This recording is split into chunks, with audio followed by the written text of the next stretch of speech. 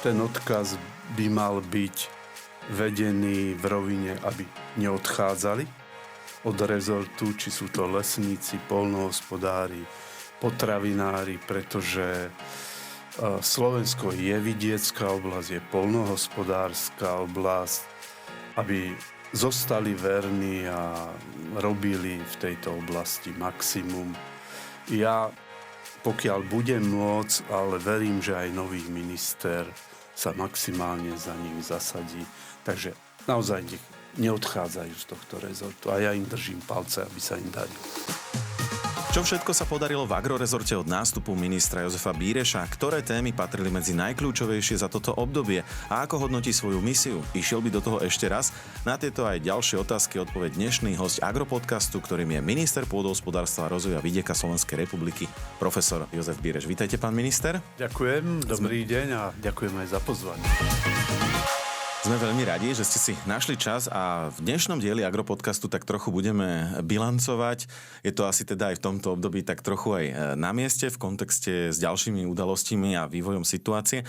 My, keď sme sa naposledy stretli v tomto Agropodcaste a v takomto rozhovore, bolo to vlastne ešte krátko po vašom nástupe. Vtedy ste si s tímom na ministerstve vytýčili určité ciele a priority, či už krátkodobé alebo strednodobé, možno aj teda dlhodobé.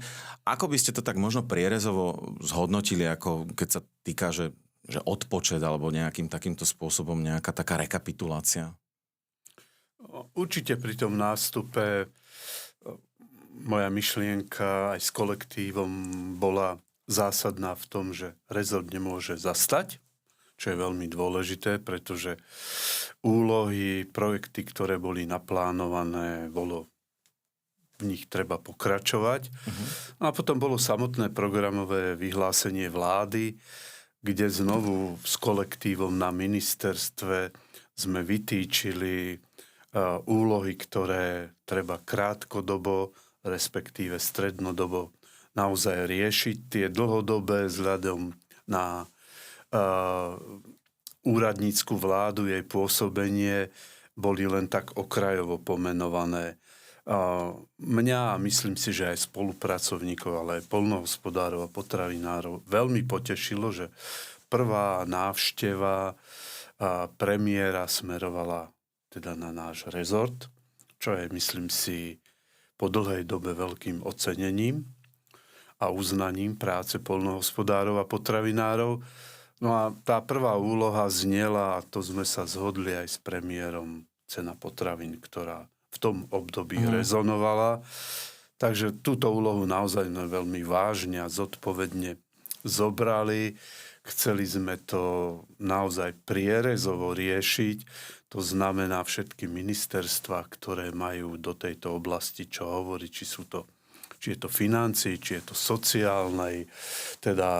sociálnych vecí, hospodárstva, ale takisto aj stavovské organizácie, komory, obchod, výrobcovia potravín. Čiže týchto všetkých sme sa snažili do tejto diskusie zapojiť, aby naozaj ten materiál, ktorý v tom období mal riešiť ceny potravín, veľmi hlboko a objektívne zhodnotil, čo sa v tejto oblasti dá urobiť. Tento materiál sme aj spracovali, dokonca sme ho dali na vládu, na rokovanie vlády, vzhľadom na to, že tam už bol len návrh, ako teda tie zraniteľné skupiny nejako podporiť, pretože jednoznačne z tých diskusí v tom období vyšiel záver, že nedá sa to robiť, alebo nie je cesta a možnosti to urobiť paušálne, ale skôr to naozaj cieliť na tie sociálne slabé. Áno. A to už bola otázka Ministerstva práce a sociálnych vecí. Takže tento materiál naozaj prešiel vládou, vyčíslilo sa zo strany Ministerstva práce nejakých 80 miliónov na to, ale bolo to obdobie, kedy naša vláda musela prijať alebo riešiť niekoľko finančných záväzkov, ktorú zanechala predchádzajúca vláda, respektíve ešte stihol schváliť parlament. A tým pádom tie finančné prostriedky neboli hneď k dispozícii. Takže k tomu kroku súčasná vláda nepristúpila, ale brala do úvahy iné sociálne podpory, ktoré v tom čase Ministerstvo práce a sociálnych vecí riešilo, respektíve vláda brala do ohľadu aj otázku iných riešení, to znamená úľavy odvodov, ktoré už boli schválené, ale na záver bol aj ten, že riešiť v tom krátkom období stropovanie cien alebo riešiť DPH-čku už pre našu vládu nie je aktuálne. Takže takto sme túto otázku vyriešili. Vy ste v rámci tých strednodobých plánov, alebo teda taký ten strednodobý horizont, mali vytýčené riešenie aj tzv. Rizikového fondu, po ktorom agropotravinárska komunita, zvlášť teda naši poľnohospodári a chovatelia a pestovatelia dlho volajú. A tam tento materiál vlastne je v akej fáze napríklad, čo sa týka prípravy rizikového fondu? Ten rizikový fond naozaj sa možno 10-12 rokov dozadu rieši a pod mojím vedením sme sa vrátili k tomuto materiálu znovu. Rozšírili sme ho aj o zvieratá, teda o živočíšnu výrobu, lebo zatiaľ bol postavený a zameraný len pre rastlinnú výrobu.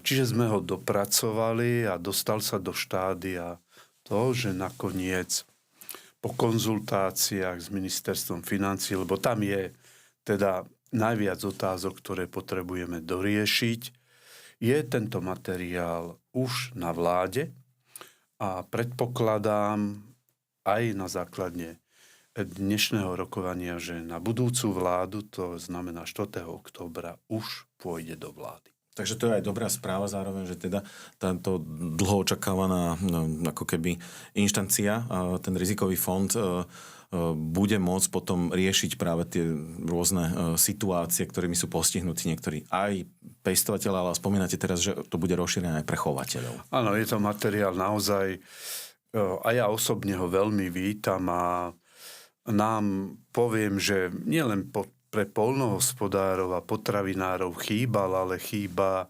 aj pre odborníkov, pretože takto sa zaväzuje či ten pestovateľ alebo chovateľ zvierat prispievať do nejakého fondu a potom sa možno aj ináč správa ohľadom ochrany zvierat, čo ja viem, pestovania plodín a tak ďalej, pretože tým pádom, že prispieva, tak sa k tomu stavia zodpovednejšie. A na druhej strane má istoty, že keď, nedaj Bože, dôjde k nejakej klimatickej katastrofe alebo nejakým závažným ochoreniam, že má nejakú záruku, že bude odškodnený.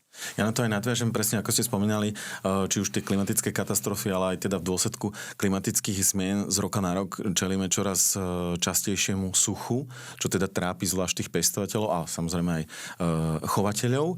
A jednou z tých vašich priorít alebo takých tých cieľov bolo efektívne nastaviť manažment zachytávania a zadržiavania vlastne vodu v krajine a tým pádom vytvoriť akosi aj tú vodnú a uhlíkovú banku. To z hľadiska naplnenia je asi taký dlhodobejší cieľ a bude to aj v budúcnosti si musieť osvojiť ďalší a ďalší možno minister.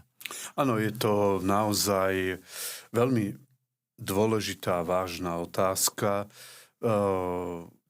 Či je to voda alebo pôda, treba sa s tým zaoberať.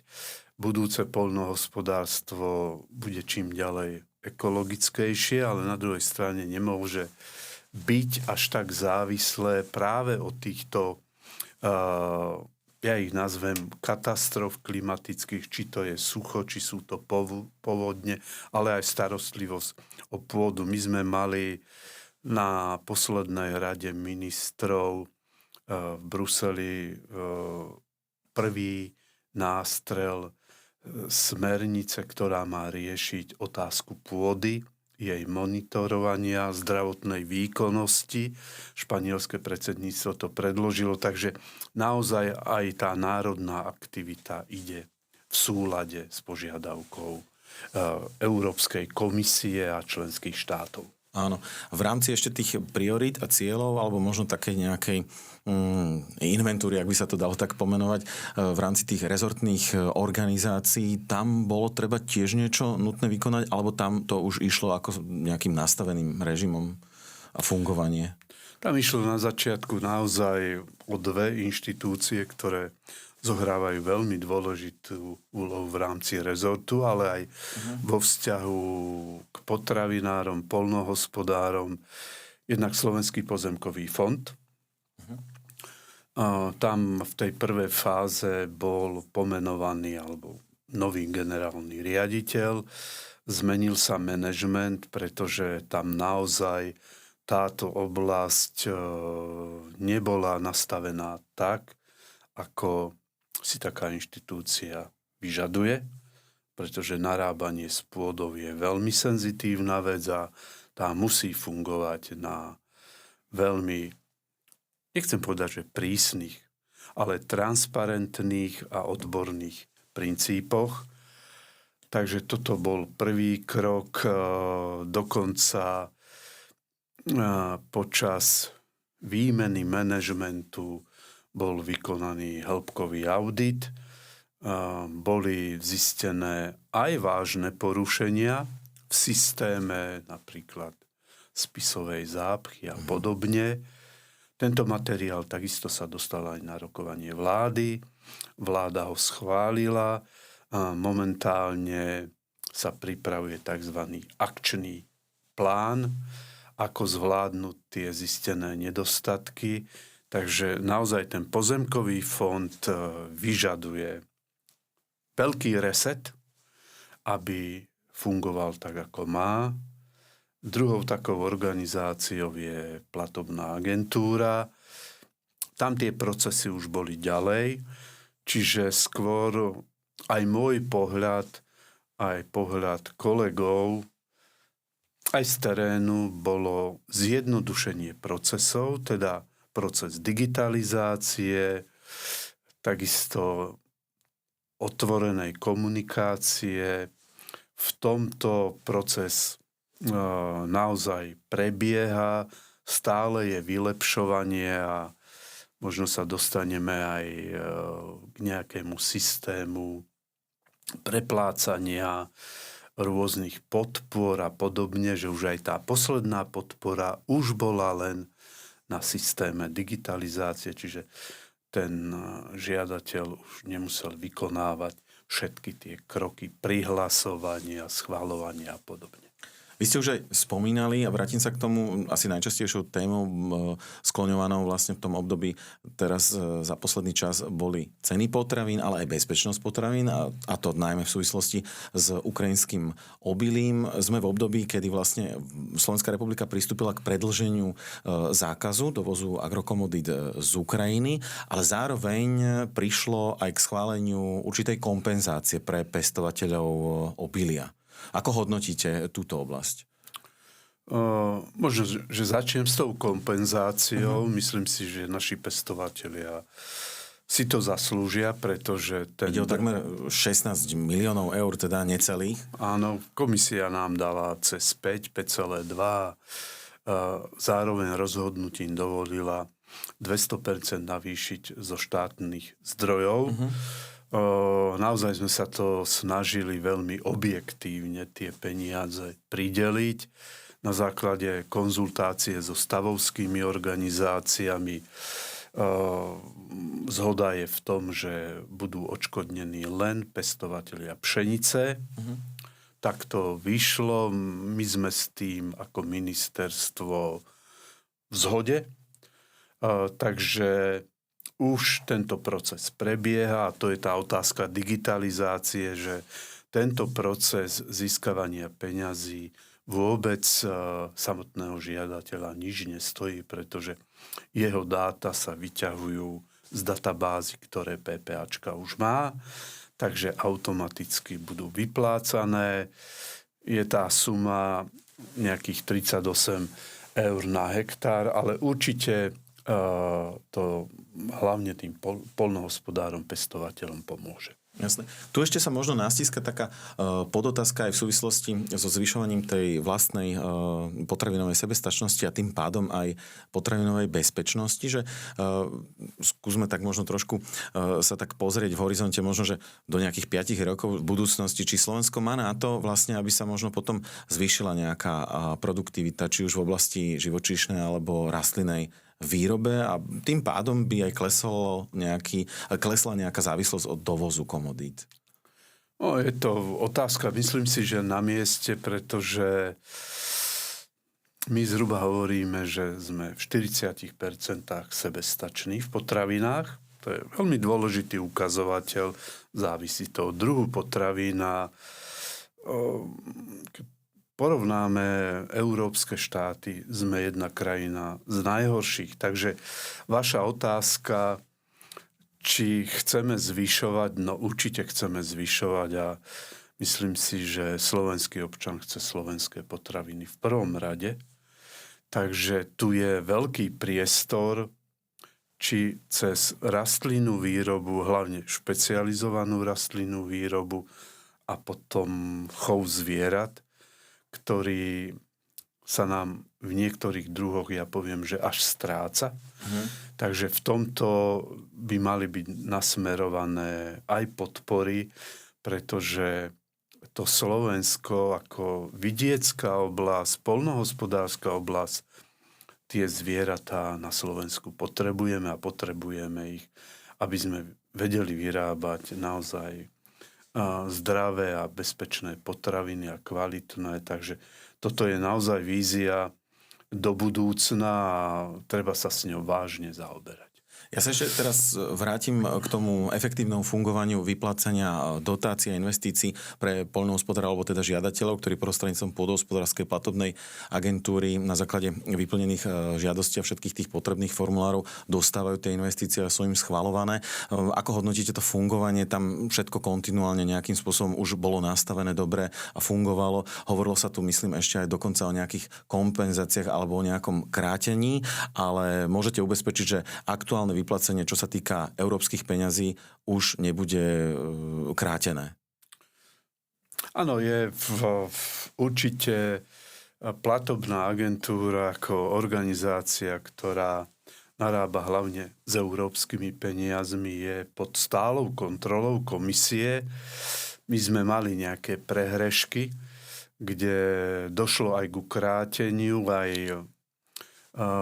to posledné, čo bolo v súvislosti znakov, tam tiež sa hovorilo, koľko, teda aké percento, alebo všetky financie nám budú pozastavené. To sa ale našťastie teda nepotvrdilo, lebo tam bola nejaká intenzívna komunikácia, aj ste to komunikovali smerom k médiám viackrát. Áno, je to, táto oblasť je vyriešená, dokonca sme to dostali aj písomne od komisie, takže tam z tohto titulu nebude žiadne krátenie a tie peniaze tam, kde sú nasmerované, budú aj použité. Ešte sa opýtam možno smerom k tomu Slovenskému pozemkovému fondu. Tam ste vlastne vymenovali nového generálneho riaditeľa aj vlastne prvého námestníka. A čo sa týka teda fungovania tej inštitúcie a teda odburávania tzv. Spisovej zápchy, čo ste sa zmienili, tam to ide dobrým smerom? Ide dobrým smerom, teda manažment nový pripravil riešenie tejto situácie. My sa ešte v krátkej dobe, možno na budúci týždeň na úrovni ministerstva budeme týmto zaoberať a vyhodnotíme teda hlavne tú efektivitu a účinnosť, ale určite tie systémy, metodické pokyny sú už tak nastavené, aby táto spisová zápcha sa konečne začala riešiť. Sme v roku, pán minister, kedy začala platiť nová spoločná poľnohospodárska politika na roky 2023 až 2027. Kam sa podľa vás to naše pôdohospodárstvo, náš agrosektor môže v v súvislosti s touto novou politikou a pravidlami posunúť? V prvom rade musí sa posunúť. Tá nová politika, spoločná poľnohospodárska politika je postavená na ekologickom hospodárení, to znamená, či to je starostlivosť o pôdu, o les, o vodu, ale takisto aj o zvieratá, hlavne z pohľadu welfare. Takže aj tie naše programy sú nastavené tak, pretože aj to kofinancovanie z Európskej komisie práve hodnotí aj tieto atribúty a pokiaľ krajina chce získavať peniaze, musí vedieť hospodáriť, či to je pôda alebo chov zvierat a podobne. Čiže to je cesta, ktorú musíme akceptovať.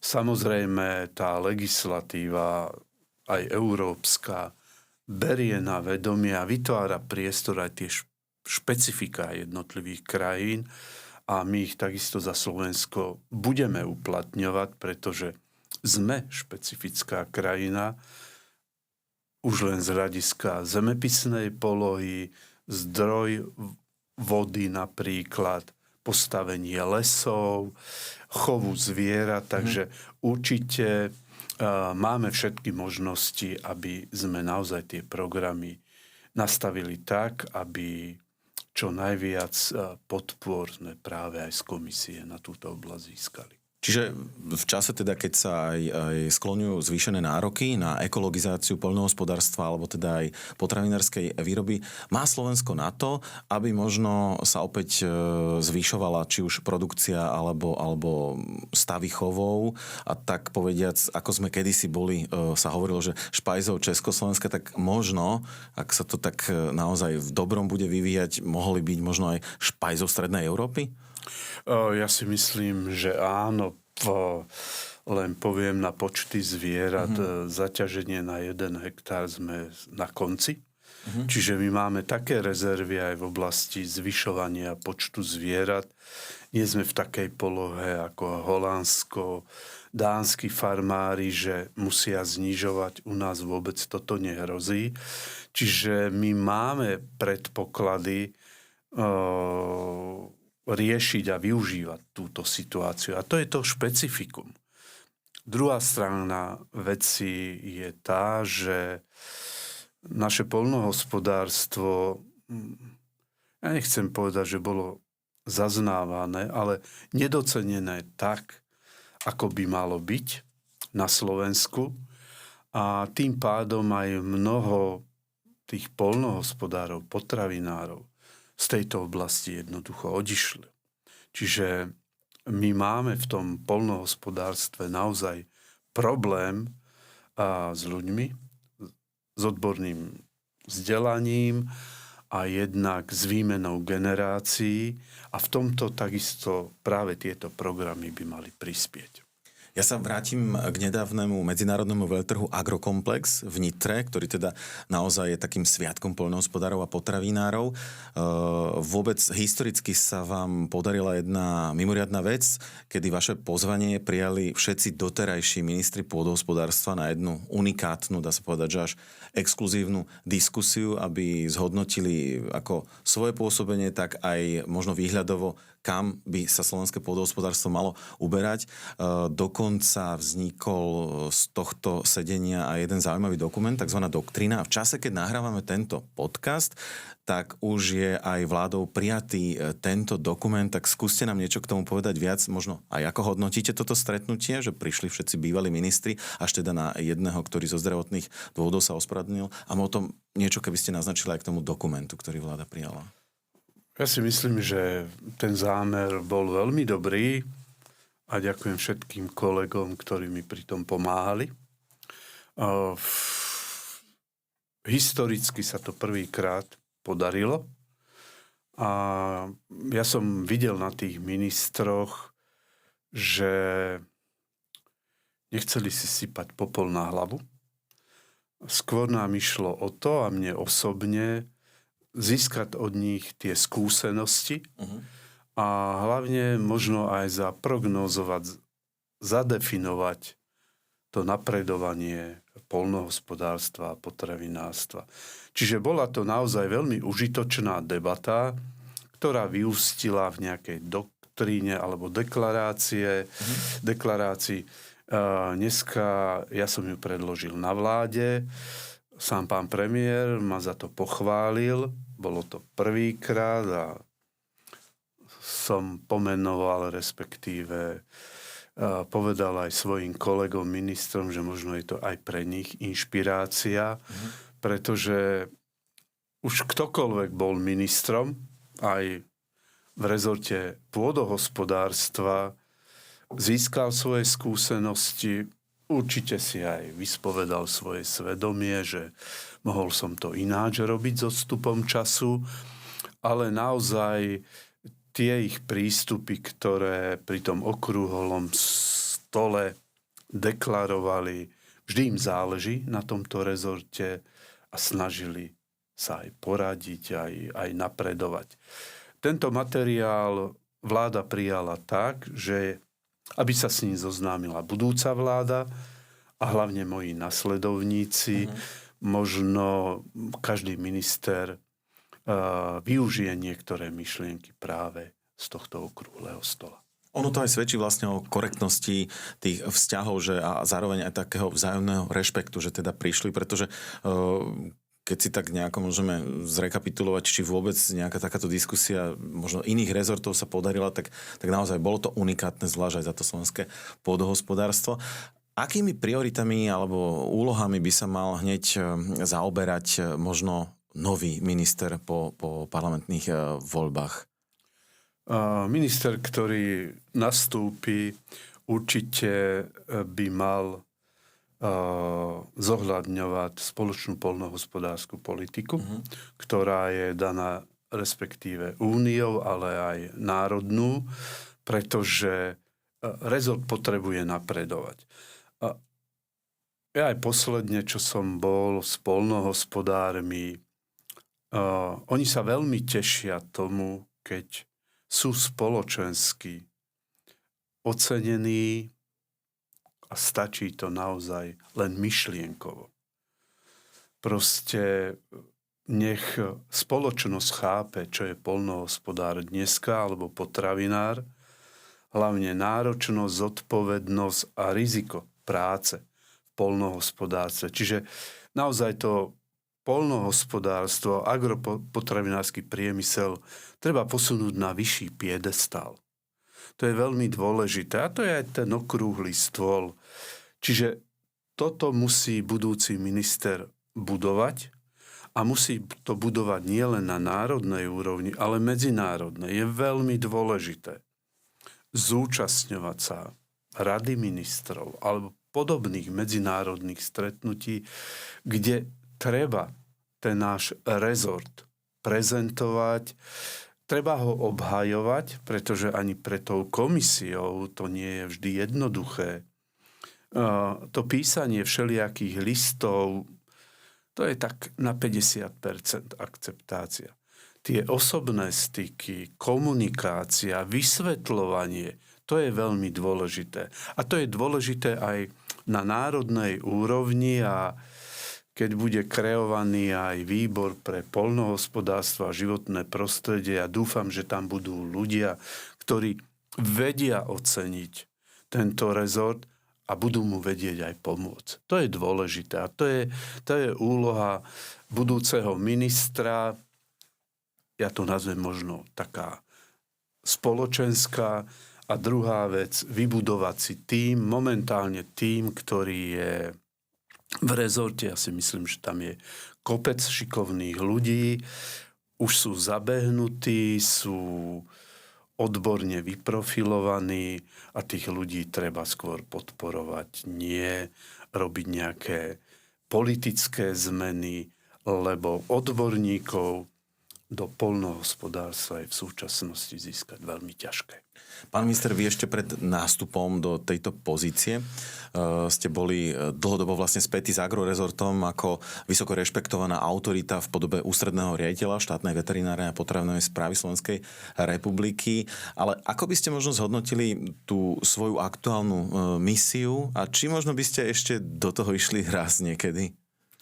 Pozrite sa, ako som povedal na začiatku, ja som ten vlak nechcel rozbehnutý zastaviť v dobrých veciach, ktoré rezortu a Slovensku majú pomôcť, takže nebola tam žiadna prestávka, rezort napreduje, určite to zhodnotia iní, nie ja sa nechcem hodnotiť, ale kolegovia, poľnohospodári, potravinári, nech to zhodnotia, či za tú 5-mesačnú misiu v tom rezorte bolo niečo urobené, aj pozitívne pre ten rezort, alebo nie.